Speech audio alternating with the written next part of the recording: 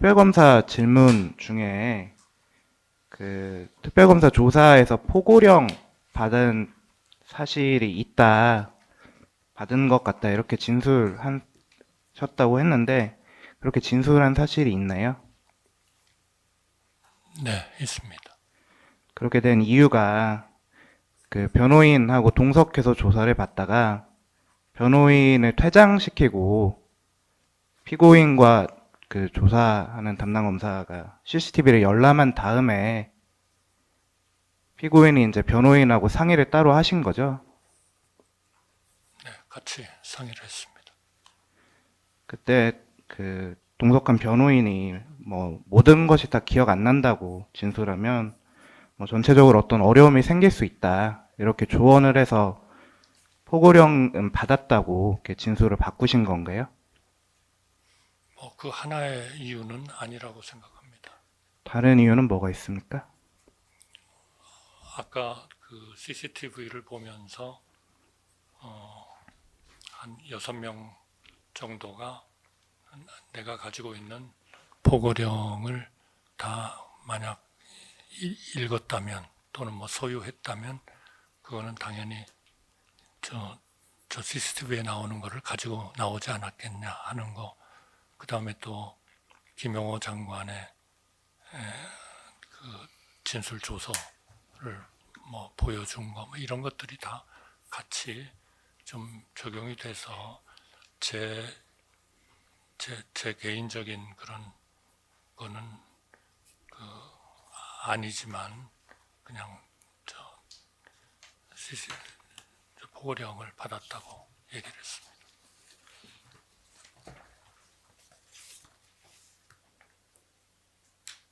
그렇게 진술을 이렇게 확실하지 않은 기억을 바탕으로 번복하신 거면 포고령이 별로 중요하지 않다고 생각했습니까? 포고령을 받은 사실이?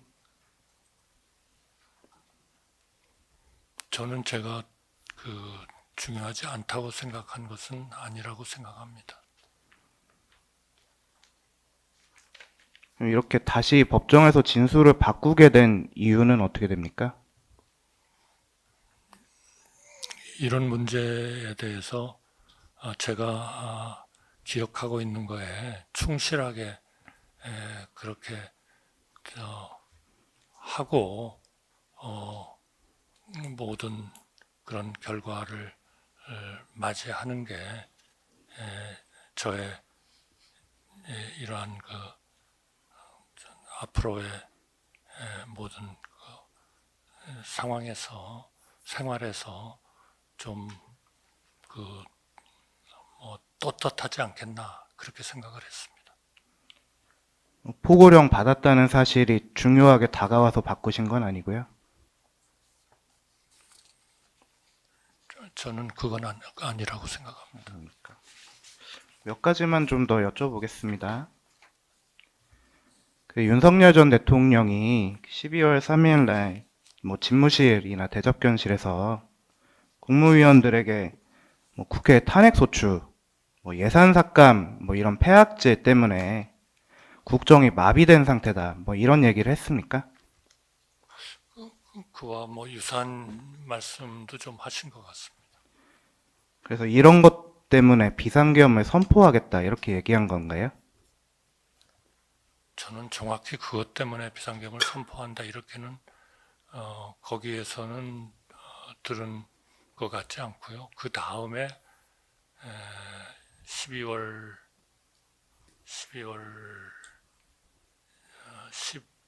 12일 거기에 왜 비상계엄을 했나라고 하는 것을 한번 대국민 담화를 하신 적이 있습니다. 저는 뭐 거기에 그런 국정의 마비 뭐 이런 내용들이 있었지 않나 생각됩니다. 그럼 당일날 피고인이 들으신 윤석열 전 대통령이 든 계엄 선포 사유는 정확히 뭐였습니까? 지금 판사님께서 말씀하신 그런 사항도 물론 좀 있습니다만 기본적으로 국정이 좀 마비되지 않냐 하는 것이 제일 저는 큰 이유였다고 생각합니다. 그러나 그 다음에 그 헌재에서 그 문제에 대해서 소상하게 판결을 했습니다만 그러한 문제들은 뭐 계엄으로 해결을 하기보다는 정치적인 협의와 타협을 통해서 해결해야 된다. 그런 그 판결을 하신 것으로 그렇게 알고 있고 저는 그게 옳다고 생각하고 있습니다. 피고인께서는 지금 비상계엄 선포에 반대했다는 입장이시고, 지금 또 이렇게 답변을 하고 계신데, 그 비상계엄 선포 반대는 차치하고, 윤석열 전 대통령이 얘기한 국정 마비나 뭐 국회 폐악질, 이런 것에 대한 피고인의 입장은 어떻습니까? 저는 그런 것들은 결국 정치적인 대화, 타협 이런 거를 통해서 해결해야 할 일이다. 물론 비상계엄이라는 그러한 그 제도가 우리 안보나 이런 거를 위해서 뭐 필요한 부분이 물론 있겠지만 그러한 그 정치적인 이러한 문제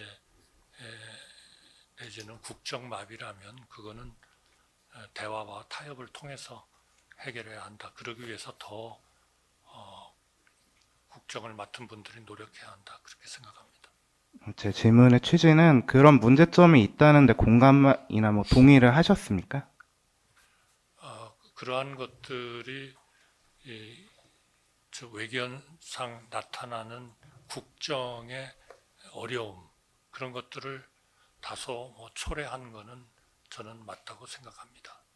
그러나 그거의 해결 방법은 그거는 비상계엄은 아니다. 저는 그렇게 생각합니다.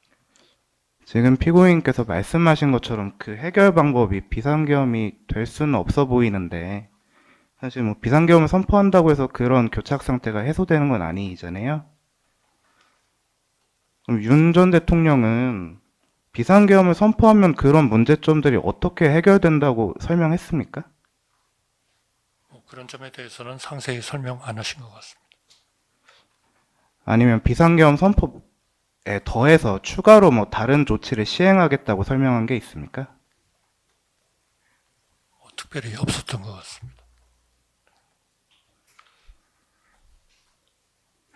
윤석열 전 대통령이 지난 기일에 원래부터 국무회의를 소집할 계획이었다고 진술하신 거는 들으셨죠?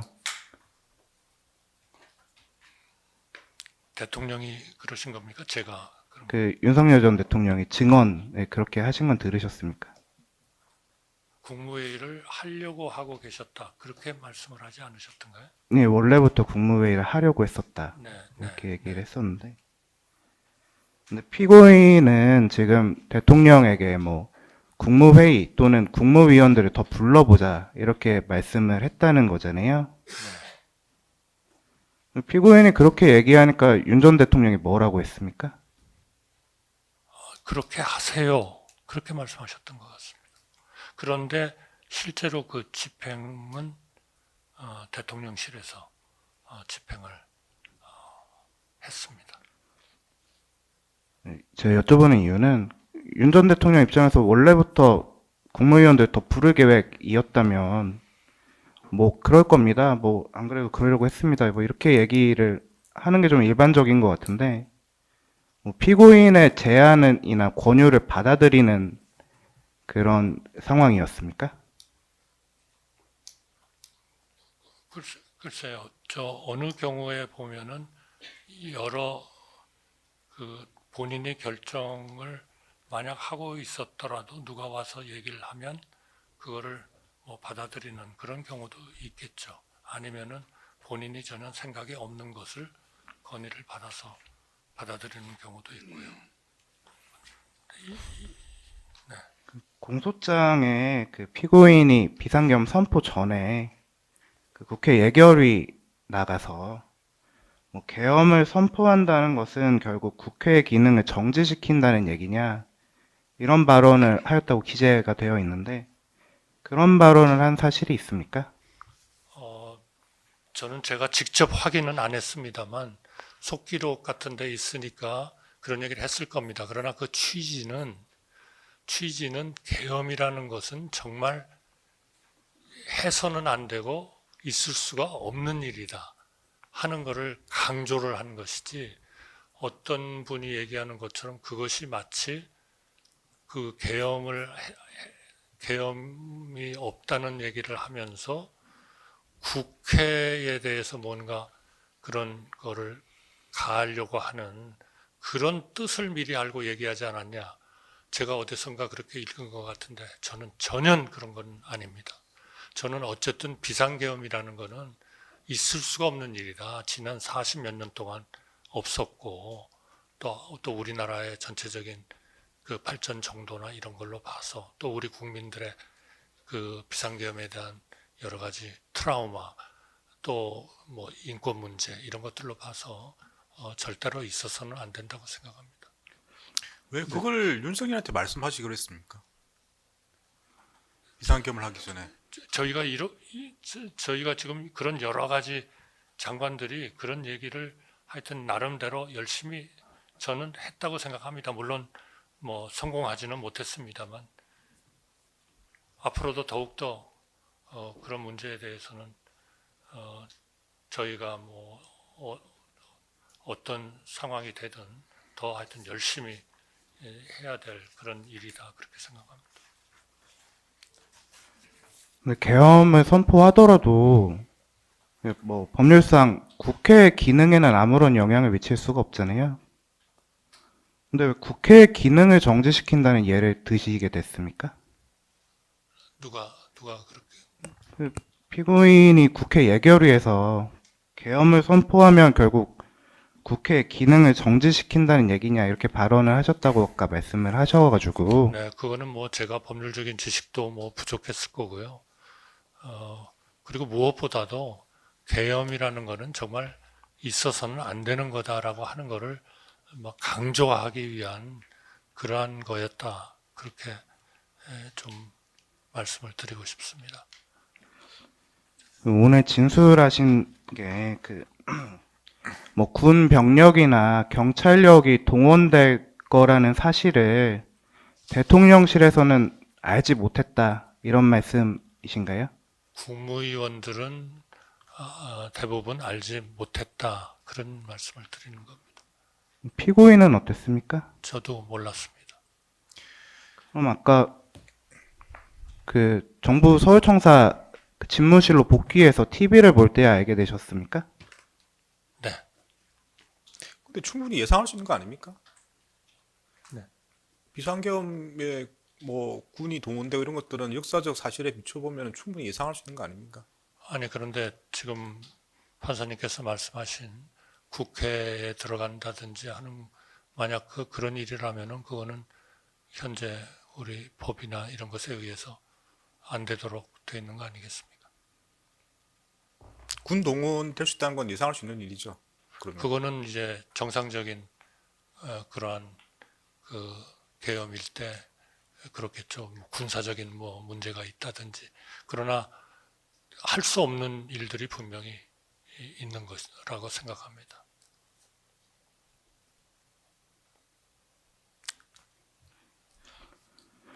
그러면 그 군병력이나 그 경찰력이 국회에 진입하거나 뭐 진입을 통제하거나 이런 거는 전혀 예상할 수 없었던 일이었습니까? 저는 그거는 예상하지 못했습니다. 피고인도 예상할 수 없었던 일들이 지금 일어나고 있는 상황인데, 뭐 주무장관인 김용현이나 이상민에게 경위를 확인할 생각은 안 했습니까? 비상계엄을 준비하고 있다든지 모의하고 있다든지 하는 것에 대한 저희의 뭐 정보 내지는 지식은 일체 없었습니다. 아니, 그 군 병력이 움직이는 걸 보신 거잖아요. 그런 거를 저희가 뭐 파악을 하거나 보고를 해주거나 그런 일들은 현실적으로 총리에게는 없습니다. 김용현한테 뭐 죄송합니다. 네, 네, 네, 죄송합니다. 그 TV에서 지금 군병력들이 투입되는 걸 보신 거잖아요. 네. 그럼 김용현한테 전화해서 확인할 생각은 안 하셨습니까? 그 비상계엄의 선포가 되는 상황은 어쨌든 그것이 대통령이 선포를 한 거고요. 그것이 위헌이든 위법이든 하는 거를 저희가 상식적으로 판단은 할 수 있지만 법적으로 그거를 판단하기는 조금 어렵지 않나 그렇게 생각합니다. 아니, 제가 뭐 위헌 위법 뭐 법적인 판단을 여쭙는 것이 아닙니다. 지금 군병력들이 국회에 들어가고 있는데 그 주무장관인 김용현이 지금 대통령실에서 비상계엄을 주도적으로 준비하고 있는 것도 알고 계신 상황이었잖아요. 그럼 어떻게 된 거냐 이렇게 상황을 파악할 생각은 안 하셨다는 겁니다. 네, 그거는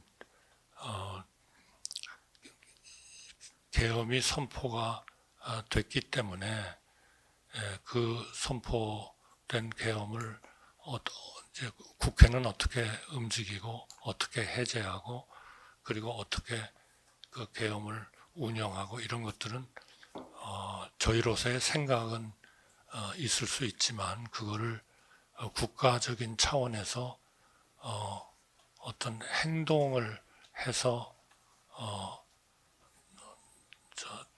뭐 제압시키거나 하는 그런 일들에는 그렇게 좀 충분히 검토를 하면서 해야 되는 일 아닌가 싶습니다. 물론 국민들의 어려움 뭐 여러 가지 생각해 보면 뭐 총리나 또 담당 장관이나 나서 가지고 그거를 당장 하여튼 중단시키도록 그렇게 해야 되는 그럴 필요성도 물론 있겠습니다만은 현실적으로는 그렇게 하기는 좀 어렵다 하는 말씀을 드리고 싶습니다. 그러나 그런 문제도 앞으로 더 좀 여러 가지 제도 같은 거 이런 것들이 좀 잘 고쳐지면서 정말 그런 일들이 다시는 좀 일어나지 않도록 그렇게 하는 것이 대단히 중요하다 그렇게 생각합니다. 지금 답변